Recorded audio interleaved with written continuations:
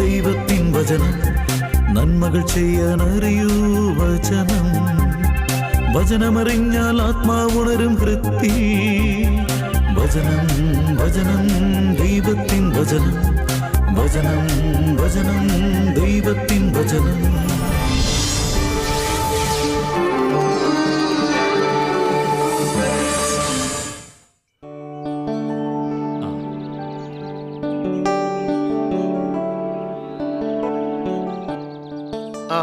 ബിജു, എന്താ ഇവിടെ ഒറ്റക്കിരിക്കുന്നത്? ഒറ്റക്കിരിക്കുന്നതല്ല, ചേട്ടൻ അവിടെ നടന്നു വരുന്നത് കണ്ടപ്പോ നിന്നതാ.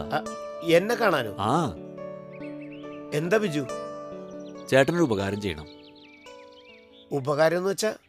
അതെ, ഒരാൾക്കൊരു ചികിത്സ സഹായം ചെയ്താ വളരെ ഉപകാരമായിരിക്കും അവർക്കത്. അതിന് നിങ്ങളുടെ ചാരിറ്റി സംഘടനയുണ്ടല്ലോ, അതിൽ നിന്ന് സഹായം ലഭിക്കാനുള്ള ഫോർമാലിറ്റീസ് ഒന്നും എനിക്കറിയില്ല. ആർക്കാ? നമ്മുടെ നാട്ടിൽ തന്നെയുള്ള ഒരാളാ. നമ്മുടെ ആ സോളമൻ ചേട്ടൻ്റെ അനിയൻ മിൽട്ടണില്ലേ, ആ പുത്തമ്പുരയ്ക്കലെ, അവനാ. ക്യാൻസറിന്റെ ബിഗിനിങ് സ്റ്റേജാന്നാ കേട്ടത്. കറക്റ്റ് സമയത്ത് ട്രീറ്റ്മെന്റ് കിട്ടിക്കഴിഞ്ഞാൽ ചിലപ്പോൾ രക്ഷപ്പെട്ടാലോ. ബിജു, പഴയതുപോലെയൊന്നുമല്ല. രോഗികൾ കൂടുന്നതിനനുസരിച്ച് സംഭാവന തരുന്നവരുടെ എണ്ണം വളരെ കുറഞ്ഞിട്ടുണ്ട്. പിന്നെ നമ്മുടെ നാട്ടിൽ നിന്ന് മാത്രമല്ല പിരിവെടുക്കുന്നത്. എന്തായാലും രോഗവിവര ചാറ്റിനോടൊപ്പം ഡോക്ടറുടെ സർട്ടിഫിക്കറ്റും പഞ്ചായത്ത് മെമ്പറിന്റെ ലെറ്ററും ഒക്കെ ചേർത്ത് ഒരു അപേക്ഷത. ബാക്കി നമുക്ക് നോക്കാം. സീനിയോറിറ്റി അനുസരിച്ച് അത് നടന്നോളൂ. മതി, അത് മതി. എങ്കിൽ പിന്നെ ഞാൻ അവരോട് പറയാം നിങ്ങൾക്കൊരു അപേക്ഷ തരാൻ. ശരി. പിന്നെ ഇതിനിറങ്ങി നടക്കുമ്പോൾ അറിയാം ഇതിൻ്റെ ഒരു ബുദ്ധിമുട്ട് അല്ലേ.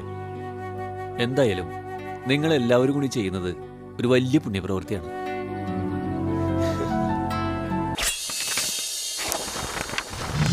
വെള്ളിയുടെ മാറ്റ് മൂശയിലൂടെയും സ്വർണത്തിൻ്റെ മാറ്റ് ചൂളയിലൂടെയും എന്ന പോലെ മനുഷ്യൻ്റെ മാറ്റ് അവന് ലഭിക്കുന്ന പ്രശംസയിലൂടെ നിർണയിക്കപ്പെടുന്നു. സുഭാഷിതങ്ങൾ 27-ാം അധ്യായം 21-ാം വാക്യം.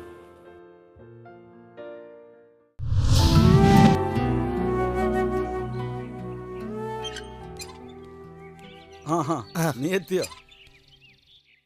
ഞാൻ വീട്ടിൽ നിന്ന് ഇറങ്ങിയ സമയത്താണ് ചേട്ടൻ വിളിച്ചത്. അതാ പെട്ടെന്ന് വന്നത്. ഏതായാലും വർഗീസാർ ഇന്നലെ വിളിച്ച് 5000 രൂപ തന്നതേ വലിയ ഉപകാരമായി. അതെ, അതുകൊണ്ട് 50,000 രൂപ തികച്ചു കൊടുക്കാൻ പറ്റുമല്ലോ. അതെ, അതൊരു വലിയ കാര്യമല്ലേടാ. പിന്നല്ലാതെ, പോരാത്തതിന് നമ്മൾ 25,000 രൂപ നേരത്തെ കൊടുത്തിട്ടുണ്ടല്ലോ. കാര്യം ശരി, വിൻസെന്റിന്റെ ചികിത്സക്ക് ചിലവായ അത്രയും കാശ് വെച്ച് നോക്കുമ്പോ ഇതൊരു എമൗണ്ട് ഒന്നും അല്ല. അത് പിന്നെ മൊത്തത്തില് ചികിത്സയ്ക്ക് ചെലവായത് തിരിച്ചു കൊടുക്കാൻ നമ്മളെ കൊണ്ട് കഴിയോ? കുറെയൊക്കെ ഇവൻ വിൻസെന്റ് വരുത്തി വെച്ചതല്ലേ. മദ്യപിക്കുക, മറ്റുള്ളവർക്ക് ഉപദ്രവം ഉണ്ടാക്കുക, ഇതൊക്കെ അല്ലായിരുന്നു അവൻ്റെ പരിപാടി. അല്ലാതെ നല്ല രീതിയിൽ ജീവിച്ചിരിക്കുമ്പോൾ പൊടുന്നതിനൊരു ദിവസം വന്ന രോഗമല്ലല്ലോ. ഇത്രയെങ്കിൽ ഇത്ര, അത് നമ്മൾ ചെയ്യുന്നു എന്ന് കരുതിയാ മതി. അല്ല ഏട്ടാ, ഇന്നിപ്പോ നമ്മുടെ സംഘടന പേരിൽ ചെക്കല്ലേ കൊടുക്കാൻ വേണ്ടി പോണത്? അതെ, ക്യാഷ് ചെക്ക്. നേരിട്ട് ബാഗേജ് നിർത്താ പോരെ? ഇനിയിപ്പോൾ അതല്ല, അവർക്ക് അക്കൗണ്ടിലേക്ക് മതിയെങ്കിൽ അവിടെ വെച്ച് അങ്ങനെ ചെയ്യാം. എല്ലാം കൂടി 10 ലക്ഷത്തിന് അടുത്തോന്നാണ് അറിഞ്ഞത്. നമുക്ക് കുറച്ചും കൂടി കൊടുക്കാൻ കഴിയുമായിരുന്നു. ഇതും ആ ഗംഗാധരന്റെ കേസും അന്തോണിയുടെ കേസും എല്ലാം കൂടി ഒരുമിച്ചല്ലേ വന്നത്.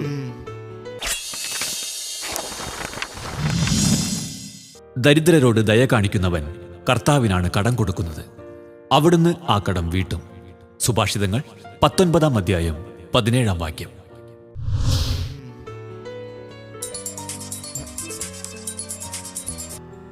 ഹലോ, ഞങ്ങൾ അങ്ങോട്ട് വന്നോണ്ടിരിക്കുക. ശരി എന്നാ. ആ ജോയിയാണ്, അവനവിടെ ആ ഷെഡിനവിടെ വെയിറ്റ് ചെയ്യണ. ഓ, അതിനെന്താ, നമ്മളിപ്പോ അങ്ങോട്ട് ചെല്ലുകയല്ലേ.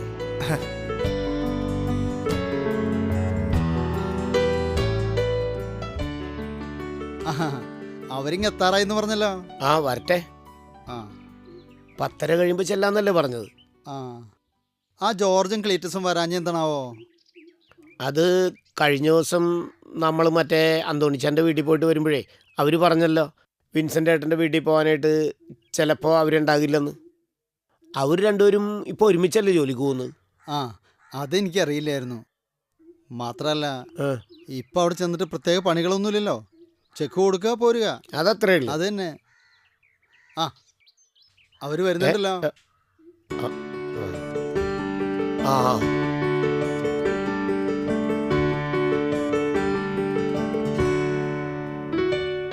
ആ അല്ല, ജോർജും ക്ലീറ്റസും മാനുവലൊന്നും വന്നില്ല. അത് തന്നെയാണ് ഞങ്ങളും ഇപ്പോൾ ഇവിടെ പറഞ്ഞുകൊണ്ടിരുന്നത്. അന്തോണി ചേട്ടൻ്റെ വീട്ടിൽ പോയപ്പോൾ അവർ പറഞ്ഞാണല്ലോ ഇന്നുണ്ടാവൂലെന്ന്. അതെ, അതെ, ഇവൻ പറഞ്ഞപ്പോഴാണ് ഞാനും ഇത് അറിയണത്. അവരിത് പറയുമ്പോൾ നിങ്ങൾ രണ്ടാളും അന്തോണി ചേട്ടൻ്റെ അളിയനോട് സംസാരിക്കുകയായിരുന്നു അന്ന്. അതെ, നമ്മൾ വേറൊരാൾ കൂടി ഒരു സഹായം ചെയ്യേണ്ടി വരും. അതേതാ പുതിയ കേസ്? അതെ, ആ സോളമൻ്റെ അനിയൻ മിൽട്ടൺ ഇല്ലേ, അവനെന്ത് പറ്റി? ഞാൻ പറഞ്ഞു അവൻ ചെക്കപ്പിന് പോണ വിവരം. എല്ലാവരും അവരുദ്ദേശിക്കുന്ന പോലെ സഹായിക്കാൻ പറ്റിയില്ലെങ്കിലും നമ്മളെ കൊണ്ട് ചെയ്യാൻ പറ്റുന്നത് നമുക്ക് ചെയ്യാം, അല്ലാതെ എന്ത് ചെയ്യാനാ? അതെ, അതും ഒരു കാര്യമാണ്. പഴയ പോലെ അങ്ങനെ സഹായിക്കാൻ ആൾക്കാർക്കൊരു ഒരു ഉത്സാഹക്കുറവ് അല്ലേ? അത് പിന്നെ എങ്ങനെയാ? ഒന്നും രണ്ടും ആണോ സഹായം ആവശ്യമുള്ളവർ? ആ വല്ലപ്പോഴും ഒരിക്കലെന്നുള്ളത് ഇപ്പം ആഴ്ചയിൽ ഒരു ദിവസം എന്നുള്ള കണക്കിൽ എല്ലായിടത്തും കയറി ഇറങ്ങുന്നില്ലേ, അപ്പം ആളുകൾ മടിക്കും. സഹായിക്കുന്ന ഒരു 3-4 പേര് ഒഴിച്ചാൽ ബാക്കി എല്ലാവരും ഒരു പരിധി വരെ ഇടത്തരക്കാരല്ലേ. ആളുകളെ കുറ്റം പറഞ്ഞിട്ട് ഒരു കാര്യമില്ല. ദേ ഇപ്പൊ തൽക്കാലം നമുക്ക് വിൻസെന്റ് അടുത്തേക്ക് പോവാം. ആ അത് ശരിയാ. ചെക്ക് എടുത്തല്ലേ ഏട്ടാ? പോവാ, അതിന്റെ പോക്കറ്റിലുണ്ട്. വാ എന്നാ വാ. നമുക്ക് പോവാം. ദൈവത്തെ സ്നേഹിക്കുന്നവർക്ക്, അവിടുത്തെ പദ്ധതിയനുസരിച്ച് വിളിക്കപ്പെട്ടവർക്ക് അവിടുന്ന് സകലവും നന്മയ്ക്കായി പരിണമിപ്പിക്കുന്നു. റോമ 8-ാം അധ്യായം 28-ാം വാക്യം.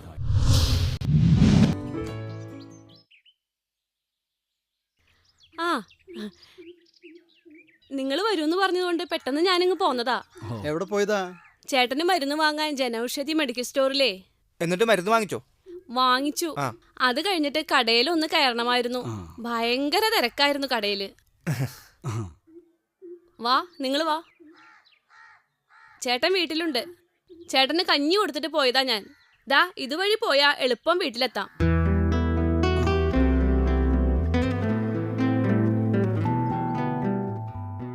വാ, നിങ്ങൾ കയറിയിരിക്കേ. ഓ ചേട്ടാ, ചേട്ടാ, ഞാനിവിടെ ഉണ്ട്. ദേ നിങ്ങൾ ഇങ്ങോട്ടൊന്ന് വന്നേ. ഇത് ആരൊക്കെ വന്നിരിക്കുന്നത് നോക്കിയേ. ഞാൻ ഇത്ര നേരം ഇവിടെ ഇരിക്കുകയായിരുന്നു. ഓ ഇപ്പൊ അങ്ങ് അകത്തേക്ക് പോയതുള്ളൂ. നീ ആ കസേരയും കിടക്ക്. ആ ആ നിങ്ങളിരിക്കൂ. ഓ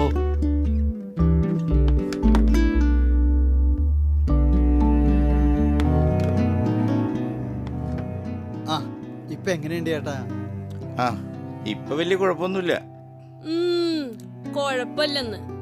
നല്ല റെസ്റ്റ് വേണമെന്ന് പറഞ്ഞിരിക്കുക ഡോക്ടർ. മരുന്നൊക്കെ ഇനിയും കഴിക്കേണ്ടി വരുമോ?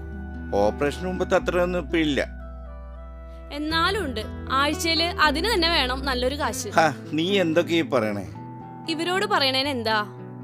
ഇവരെ പോലുള്ള നല്ല മനസ്സുള്ളവരുടെ കാരുണ്യം കൊണ്ടാ ശരിക്കും പറഞ്ഞാ നമ്മളിപ്പോ കഴിഞ്ഞു പോകുന്നത്.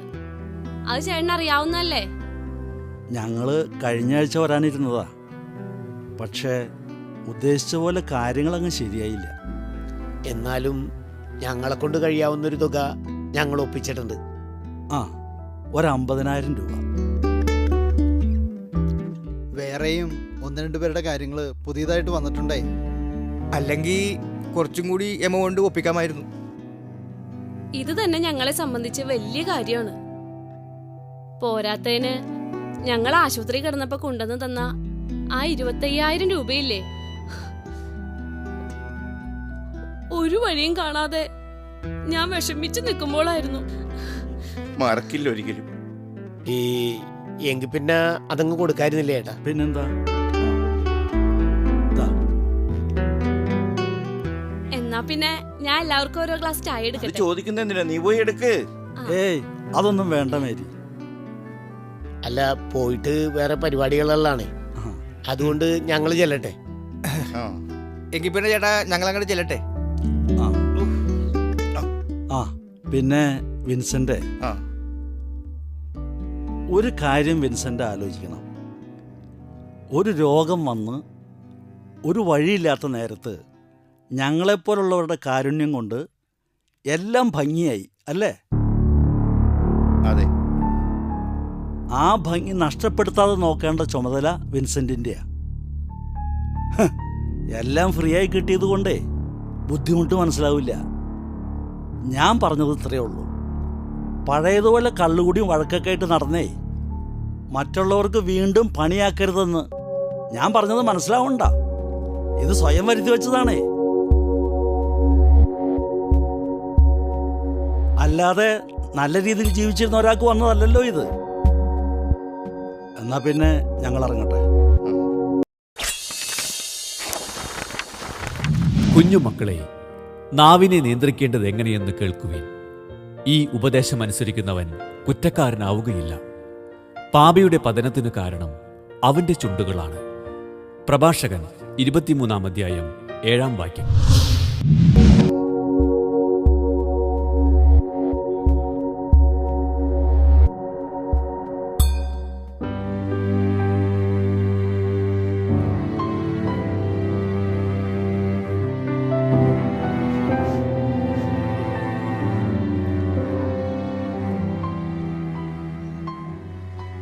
എന്താടാ നീയൊന്നും മിണ്ടാതെ നടക്കണത്?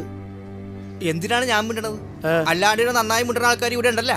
അതെന്താടാ നീ അങ്ങനെ പറഞ്ഞത്? ആരും മിണ്ടണ കാര്യം നീ പറയണത്? നീ എന്താ ചില മൊന വെച്ച് സംസാരിക്കുന്നത്? ചേട്ടൻ ഇപ്പോൾ ആ സംസാരിച്ചത് ശരിയായില്ല. ഞാനോ? പിന്നല്ലാണ്ട് ഞാനപ്പോൾ എന്ത് സംസാരിച്ചെന്നാ നീ പറയണത്? ആ വിൻസെന്റോട് അങ്ങനെ സംസാരിച്ചത് ശരിയായില്ല. ഞാൻ പറഞ്ഞതിൽ എന്താ തെറ്റ്? ഉള്ള കാര്യമല്ലേ പറഞ്ഞത്. അതാണ് ഇത്ര വലിയ കാര്യം. മാനസികമായി തകർന്നിരിക്കുന്ന ഒരാളോട് നിങ്ങൾ അങ്ങനെ പറഞ്ഞത് വലിയ തെറ്റ് തന്നെയാണ്. അല്ലെന്ന് ഇവര് പറയട്ടെ. എന്തേ നിങ്ങളെന്ത് പറയണ്? എടാ ആൻഡോ, നീ വഴക്കുണ്ടാക്കല്ലേ. ഒരു കാര്യം പറയുമ്പോഴേ അത് മര്യാദക്ക് സംസാരിക്കുക, അല്ലാതെ ഉടക്കുണ്ടാക്കാം. അതെ, ദേ ഈ ജോണേട്ട ഒന്നും ആലോചിച്ചിട്ടല്ല. പുള്ളിക്കാരനൊരു ഉപദേശം അത്ര ഉദ്ദേശിച്ചിട്ടുണ്ടാവൂ, വേറൊന്നുമില്ല. ജോയി, നീ അങ്ങനെ പറയാൻ നിൽക്കരുത്. അല്ലേ തന്നെ നമ്മുടെ ആരും കയ്യിലിരിക്കണതല്ലോ നമ്മൾ എടുത്തു കൊടുക്കുന്നത്. അതെ, അപ്പൊ പിന്നെ അത്ര ആധികാരികമായിട്ട് സംസാരിച്ചത് തെറ്റാണെന്ന് ഞാൻ പറഞ്ഞോളൂ. ആർക്ക് എന്ത് വിരോധം തോന്നിയാലും തെറ്റാണെന്ന് ഞാൻ പറയും. എങ്കിൽ പിന്നെ നീയൊക്കെ തെറ്റ് ചെയ്തവർ ന്യായീകരിച്ച് പുണ്യാളന്മാരാക്കി നീയൊക്കെ എന്തെന്ന് വെച്ചാ ചെയ്യ്.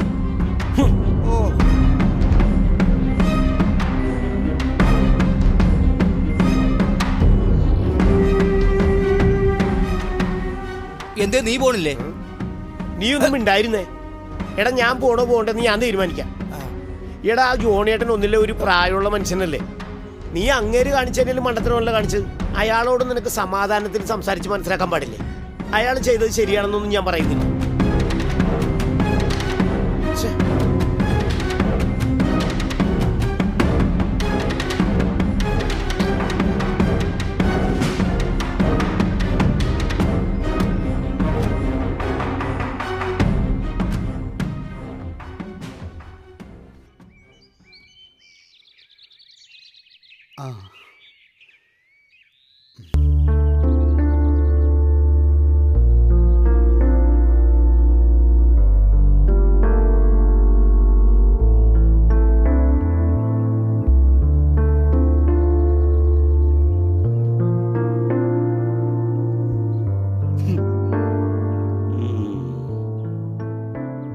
നീ ആ ആന്റോനോട് പറയുന്നുണ്ടായിരുന്നല്ലോ, ജോണേട്ടൊന്ന് ആലോചിച്ചിട്ടല്ല വിൻസെന്റിനൊരു ഉപദേശം അത്ര ഉദ്ദേശിച്ചിട്ടുള്ളൂ എന്ന്.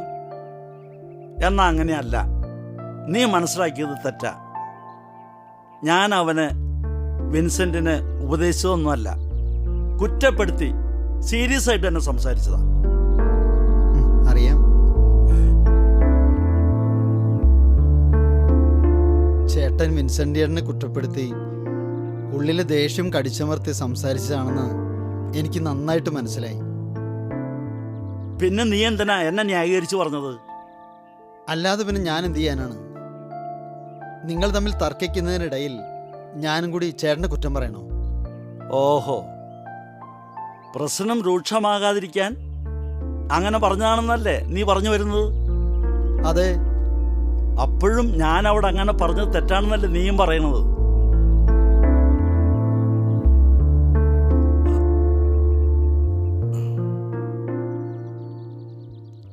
ചേട്ടാ, മറ്റുള്ളവർ വിധിക്കാൻ നമ്മളാളല്ലെന്ന് എപ്പോഴും പറയാറുള്ള ആളല്ലേ ചേട്ടൻ? ശരിക്കും പറഞ്ഞാൽ അയാളെ സഹായിച്ചിട്ട് പരിഹസിക്കുക കൂടി ചെയ്തിട്ട് പോന്ന പോലെ ആയില്ലേ? രോഗം വരുന്നതിന് മുമ്പ് അയാൾ അങ്ങനെയൊക്കെ ജീവിച്ചിട്ടുണ്ടാകാം എന്ന് കരുതി ഇപ്പം അയാളുടെ മനസ്സ് പഴയതോർത്ത് പശ്ചാത്തപിക്കുന്ന അവസ്ഥയിലല്ലെന്ന് ആര് കണ്ടു? നിങ്ങളുടെ ജോലി എന്തു തന്നെയായിരുന്നാലും മനുഷ്യനെയല്ല ദൈവത്തെ സ്നേഹിക്കുന്നത് പോലെ ഹൃദയപരമാർത്ഥതയോടെ ചെയ്യുവിൻ എന്നല്ലേ?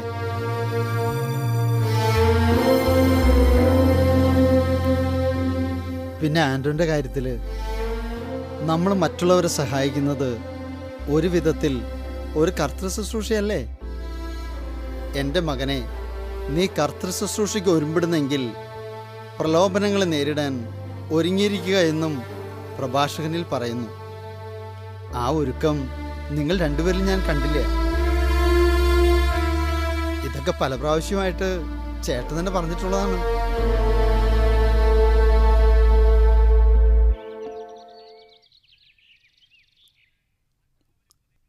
മറ്റുള്ളവരെ ഉപദേശിക്കുന്ന സമർത്ഥന്മാരുണ്ട്. സ്വന്തം കാര്യത്തിൽ അവർ ബുദ്ധിശൂന്യരായി പെരുമാറുന്നു. പ്രഭാഷകനിൽ ഇങ്ങനെയും പറയുന്നുണ്ട് 37:19. അതുപോലെയായിപ്പോയി എൻ്റെ അവസ്ഥ, അല്ലടാ?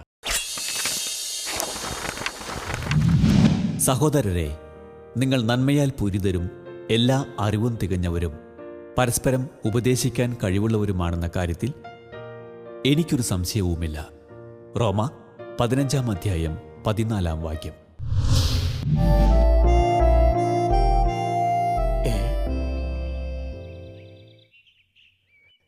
എടാ, ആ വിൻസെന്റ് ഏട്ടൻ്റെ ഭാര്യയല്ലേ വരണത്?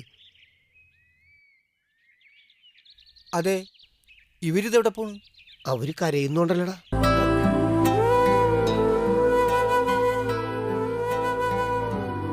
നീ വന്നേ.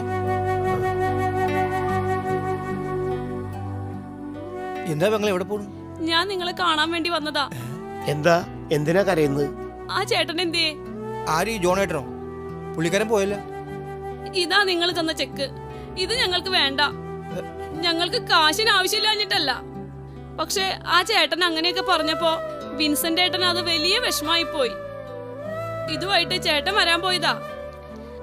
ചേട്ടനെ തടഞ്ഞോണ്ട് ഇത് ഞാൻ കൊണ്ടുവന്ന് തരാൻ വന്നതാ.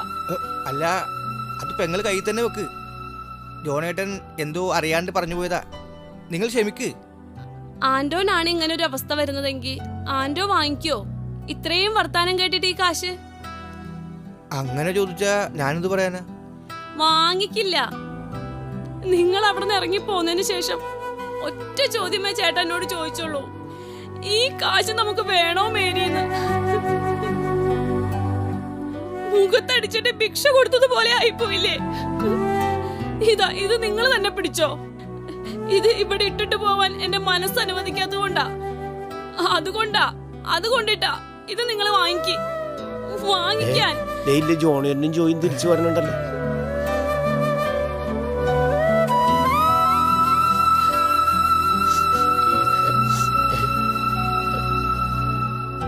എന്താ, എന്തു പറ്റി? എന്തിനാ മേരി കരയണത്? അത് അവർക്ക് ഈ കാശ് വേണ്ടെന്ന്. വേണ്ടെന്നോ? അതെ, വേണ്ടെന്ന്. എന്താ അങ്ങനെ പറയാൻ പാടില്ലേ? എന്റെ ചേട്ടൻ കള്ളുടിക്കായിരുന്നു, വഴക്കുണ്ടാക്കായിരുന്നു. പക്ഷെ ആരുടെ മുമ്പിലും ഒന്നിനും ഇന്ന് വരെ കൈനീട്ടിട്ടില്ല. ആ മനുഷ്യനാ നിങ്ങള് വീട്ടിൽ വന്ന് അധിക്ഷേപിച്ചിട്ട് പോന്നത്. ഇതാ, ചേട്ടൻ പറഞ്ഞിട്ട് ഇത് തിരികെ തരാനാ ഞാൻ വന്നത്. മേരി, ശരിയാ. എൻ്റെ പൊട്ടബുദ്ധിക്ക് ഞാൻ പറഞ്ഞത് കുറച്ച് ക്രൂരമായിപ്പോയി. എന്നോട് ക്ഷമിക്കുക.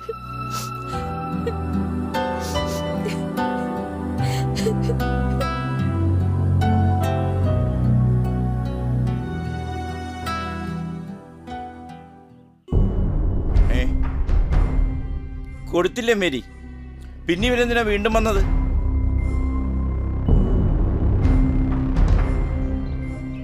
വിൻസെൻ്റെ, തെറ്റ് പൂർണ്ണമായി എൻ്റേതാ. എൻ്റെ മാനസിക ബുദ്ധി കൊണ്ട് ദൈവത്തെ മറന്ന് അങ്ങനെയൊക്കെ പറഞ്ഞുപോയി. നീ എന്നോട് ക്ഷമിക്കണം. എന്നിട്ടെല്ലാം മറന്ന് നല്ല മനസ്സോടെ ഈ ചെക്ക് സ്വീകരിക്കണം. ഇവിടുന്ന് പോയ ശേഷം ഇവരെല്ലാവരും എന്നെ കുറ്റപ്പെടുത്തിയാണ് സംസാരിച്ചത്. എന്നെ ഓർക്കണ്ട, ഇവരെ ഓർത്ത് ഇത് സ്വീകരിക്കണം. ശരിയാ ചേട്ടാ. ചേട്ടൻ ഞങ്ങളുടെ ഭാഗത്ത് തെറ്റ് ക്ഷമിച്ച് അത് വാങ്ങണം. അത് മാത്രമല്ല, എന്നിട്ട് ഞങ്ങൾക്ക് എല്ലാവർക്കും ചായയും തരണം. ദേ, ചായ മാത്രമല്ല കടിയും തരണം. അതെ. ആ, അതെ. ഛേ, പോട്ടെടാ. മേരി, ആ ചെക്കൗത്തുണ്ടി വെച്ചിട്ട് എല്ലാവർക്കും ചായ എടുത്തോളൂ. അതാണ്.